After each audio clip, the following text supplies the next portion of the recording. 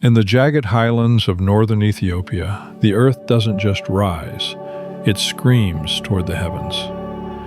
Here, in the Tigray ridges, ancient monasteries cling to the vertical limestone like vultures, or perhaps like eagles guarding a nest of secrets.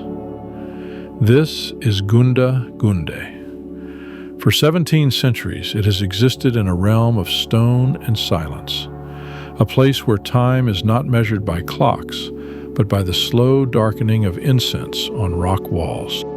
In late 2023, the silence was broken. Deep within the monastery's bowels, a leather satchel, stitched from the hide of a long-dead beast and sealed with wax that had hardened into bone, was finally opened.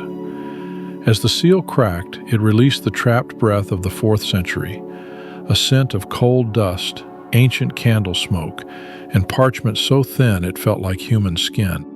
Inside lay 47 folios of goat leather, darkened by the soot of 1,000 years of vigils. The text was written in Ge'ez, a language of ghosts, its characters sharp and precise. These were not the common Gospels of the Mediterranean, nor the edited creeds of the Roman Empire. These were words that had been scrubbed from the rest of the world, preserved here only because the clouds offered a sanctuary where the reach of emperors ended.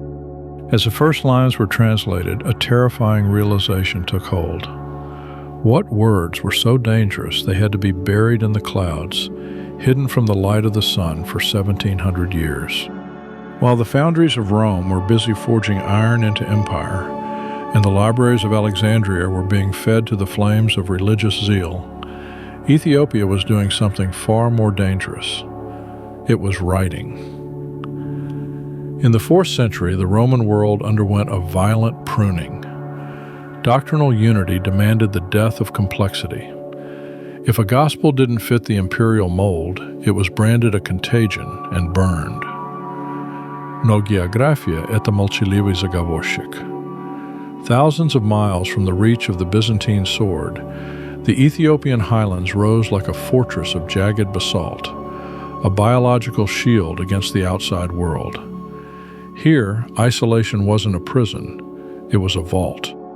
Consider the map of the ancient soul. While Europe plunged into a long, edited silence, Ethiopia glowed like a solitary ember in a global storm. It became a living ark, a sanctuary for every prayer, every poem, and every radical saying that the West had declared illegal. The monks of the Tigray cliffs didn't care for the politics of Nicaea. They didn't know these words had been banned by emperors they would never meet. They simply dipped their quills into soot and gall, copying the hidden sayings with the same reverence they gave the sunlight. They preserved a version of the divine that never learned to speak the language of power. Because of this silence, history didn't change these texts. It simply forgot where they were.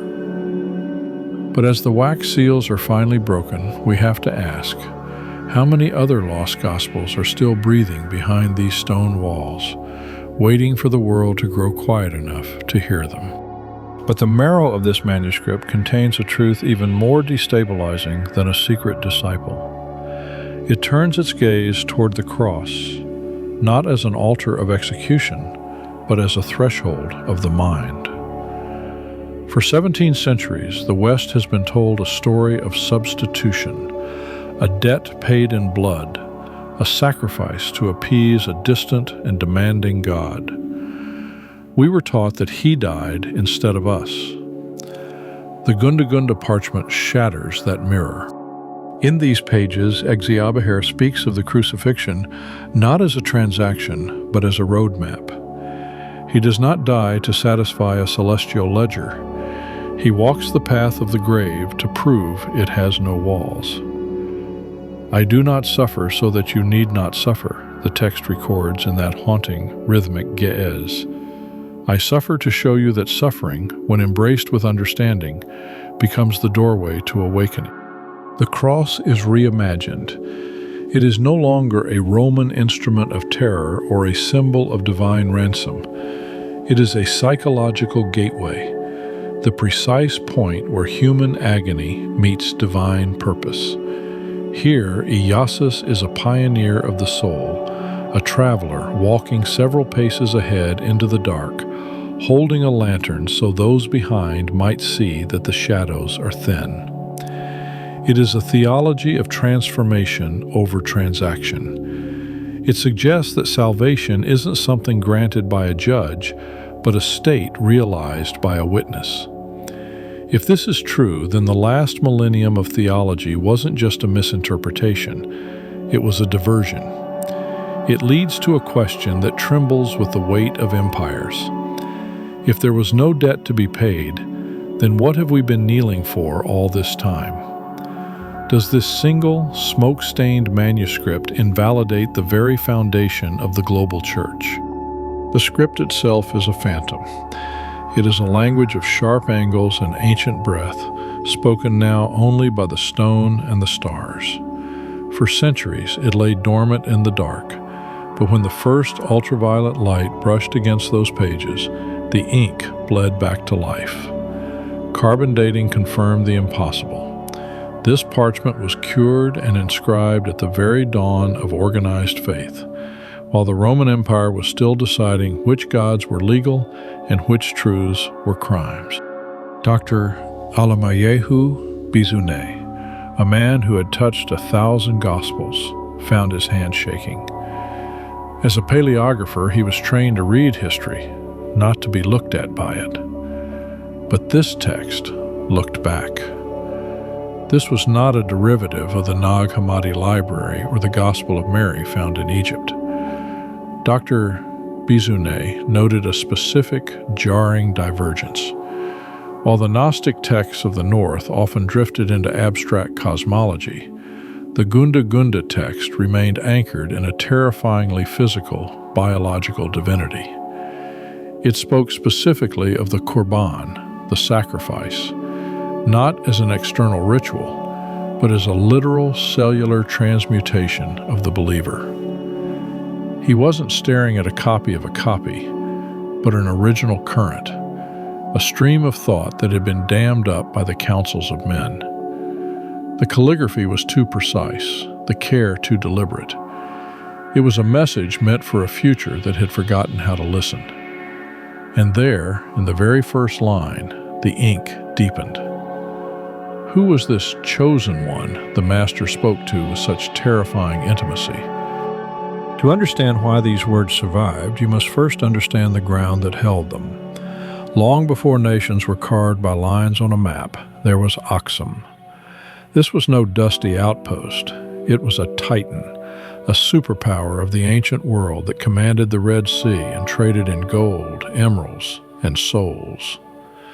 While the Roman West was a chaotic clash of steel and ego, Aksum was leaning into the silence of the stone. The blood that flowed through these highlands was claimed to be the blood of kings, the Solomonic line, born of a union between the Queen of Sheba and the wisest man in Jerusalem.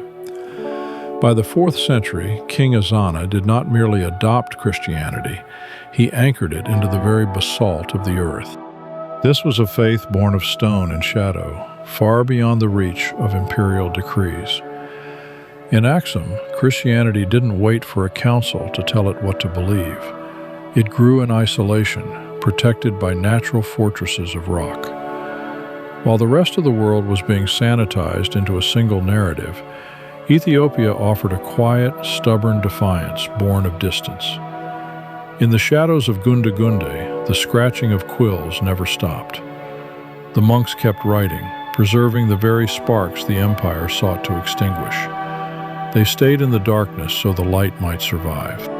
In the flickering gloom of the Gunda Gund cells, the ink tells a story that history tried to bury in a shallow grave. Among the soot-blackened lines of Giez, one name rises like a beacon of crimson light: Mary.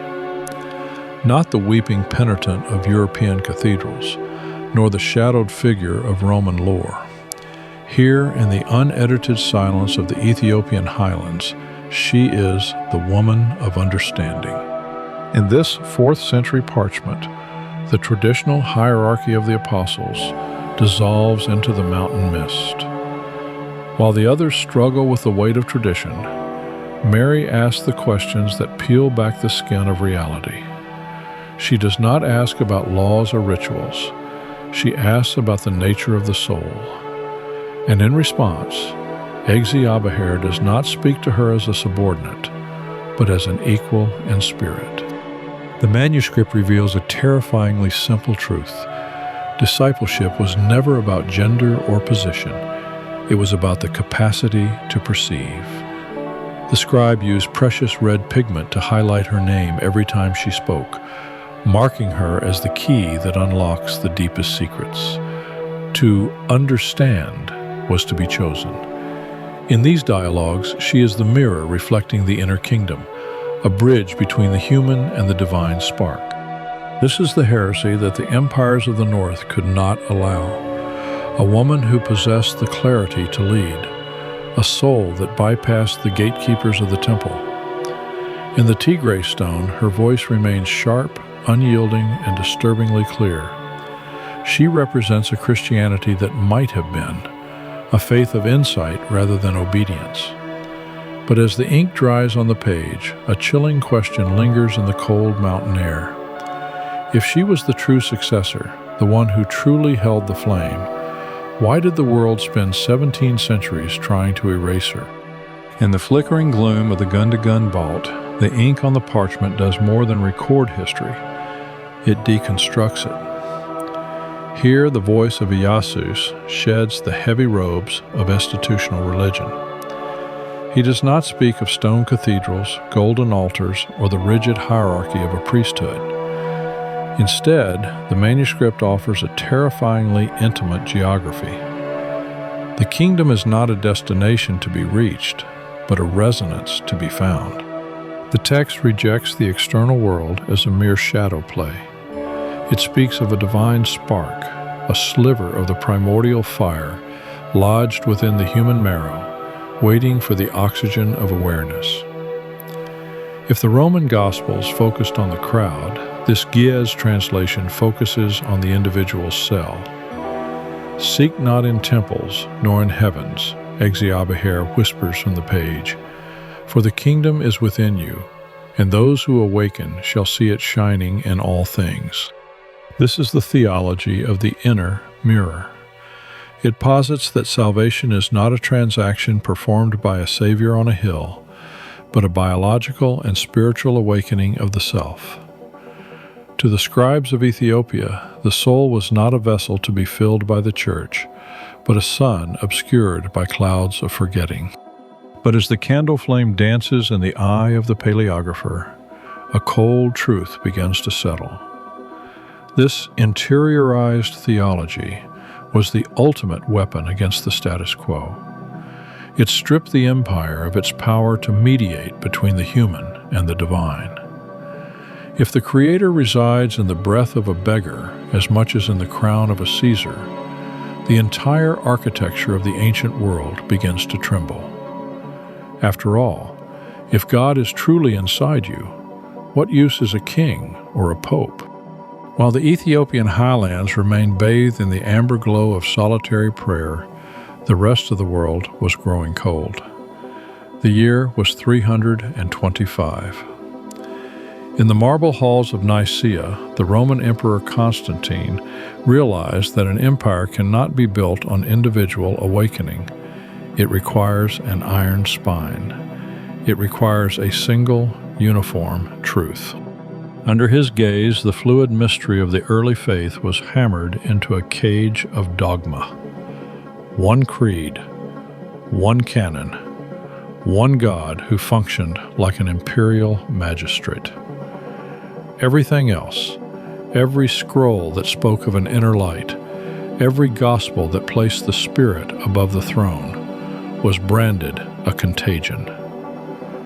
Across the Mediterranean, the air grew thick with the acrid stench of burning ink. Libraries that had breathed for centuries were reduced to ash in the name of order.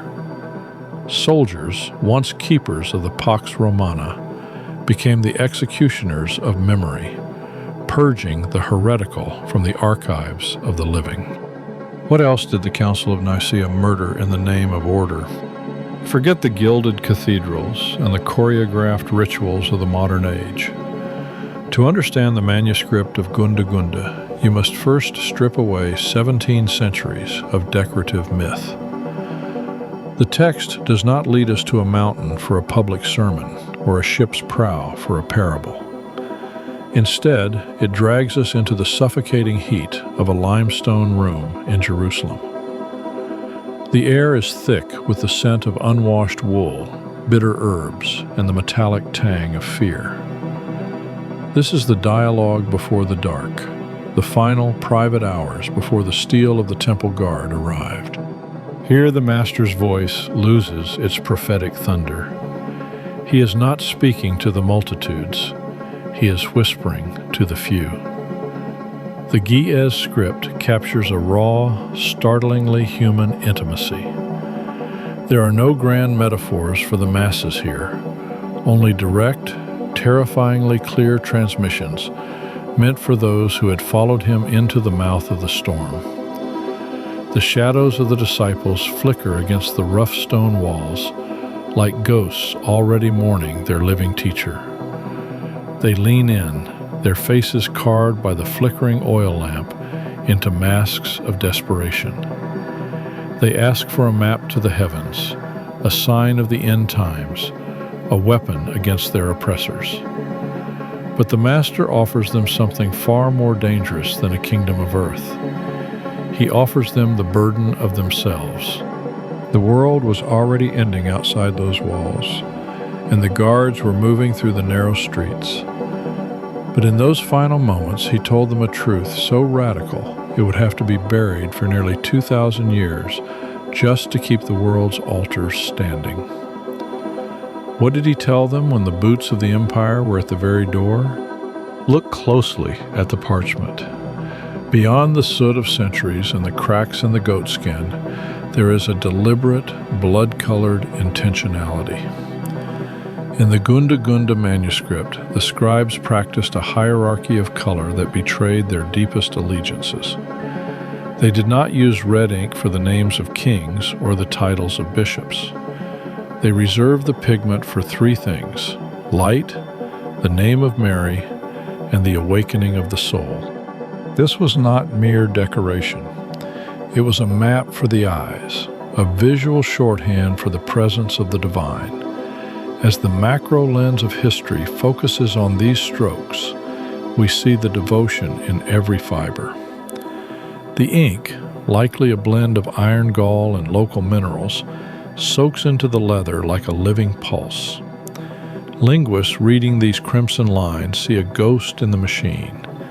The syntax of the Ge'ez script is restless. It carries the heavy, rhythmic heartbeat of an older tongue. It points backward, away from the Latin of the empires, toward the Aramaic pulse of Iyasus himself. We are looking at a translation of a translation, yet the original breath remains trapped in the ink. Is this a direct transcript of a lost Aramaic source, salvaged from the very lips of the one they called the Light?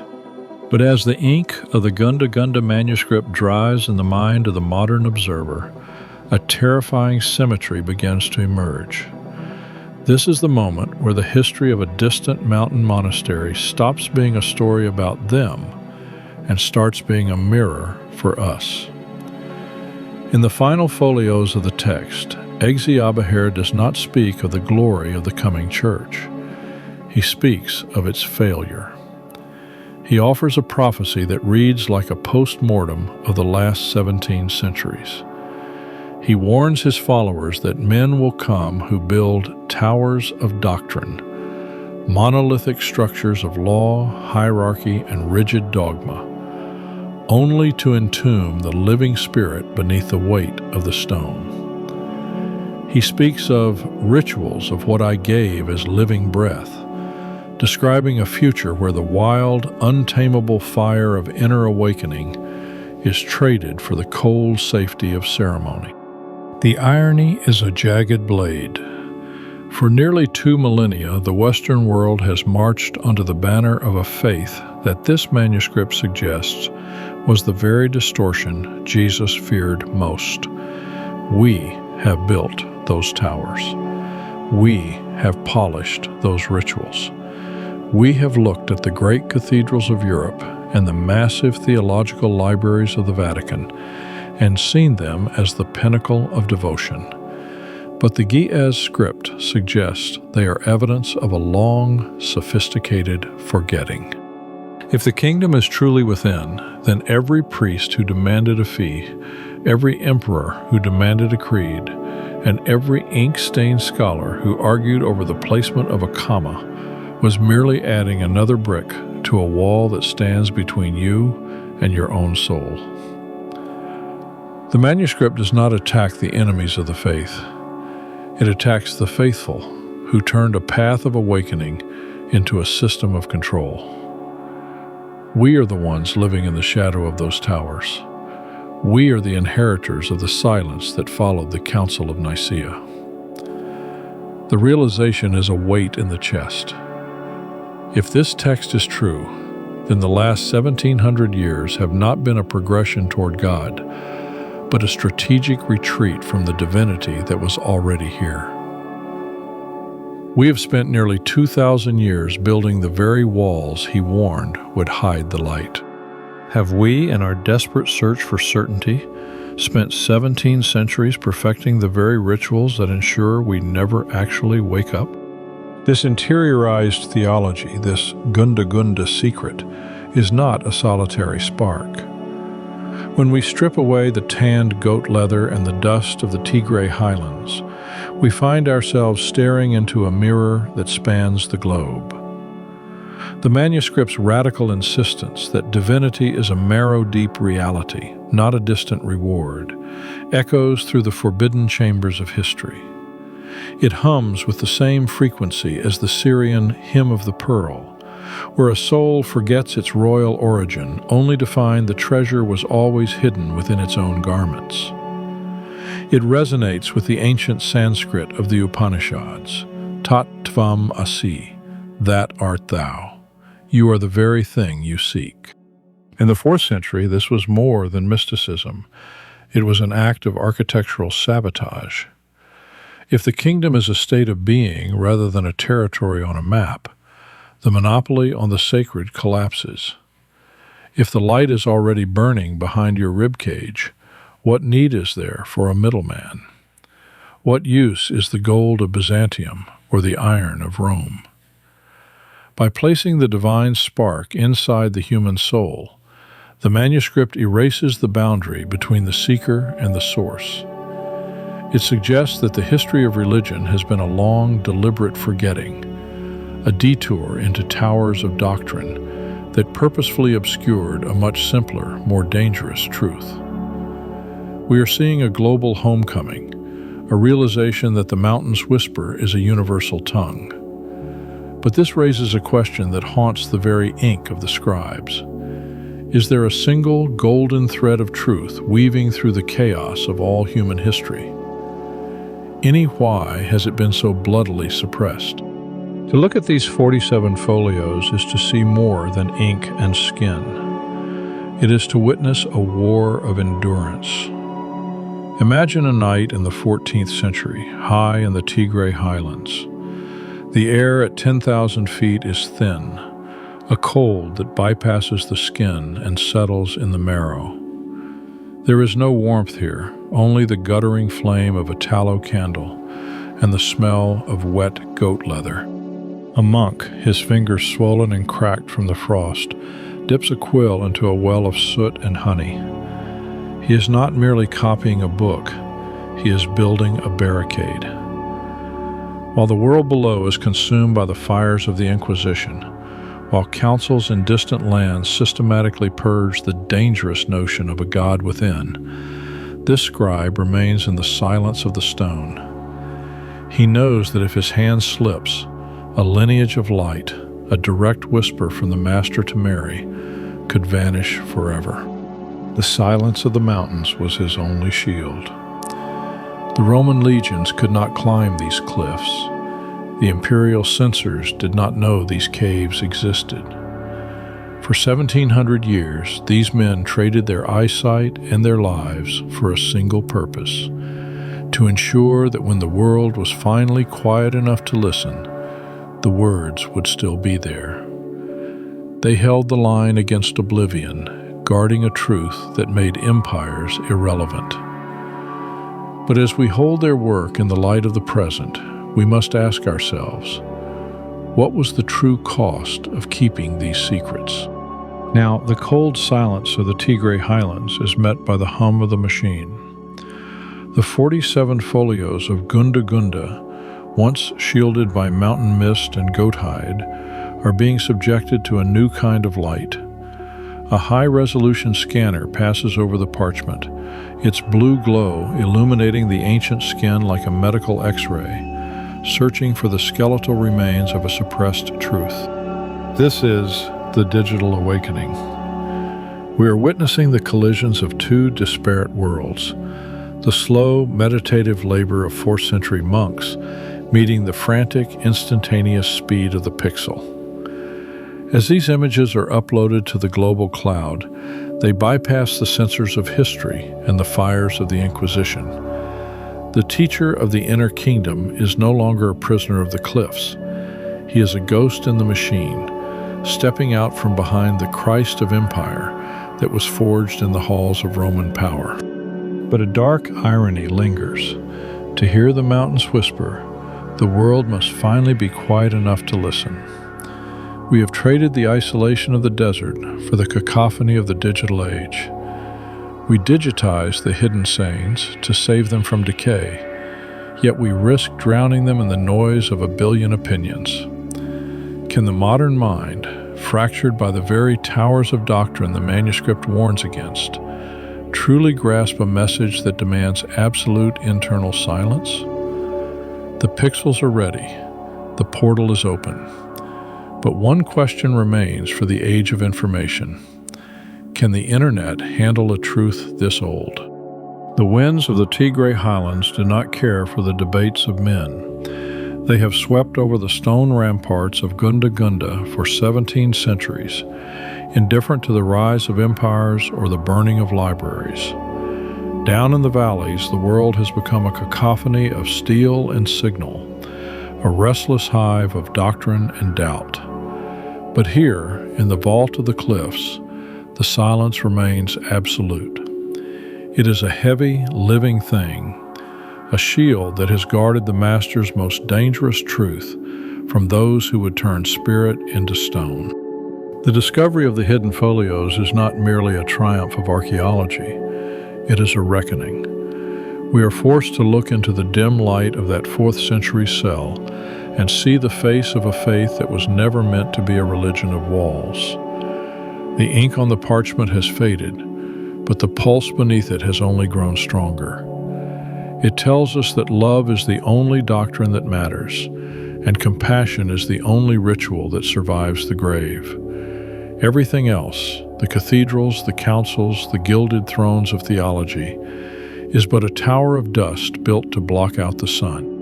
As a final beam of light pierces the monastery's darkness, illuminating the dancing motes of dust that have settled over centuries, the voice of the manuscript reaches its final, devastating whisper. But the mystery does not end with a digital scan or a translated page. In the secret alcoves of Tigray, beyond the reach of Dr. Bizune and the modern lens, hundreds of wax-sealed crates sit in the cool, oxygen-poor air of caves that have never seen a map. The Gunda Gunda folios are merely the first gasp of a giant waking up. As conflict continues to scar the region, these crates remain at the mercy of the stone and the soldiers. We are left to wonder, how much of our true history is still waiting in the dark? And will we ever be worthy of the secrets that survive within the mountain?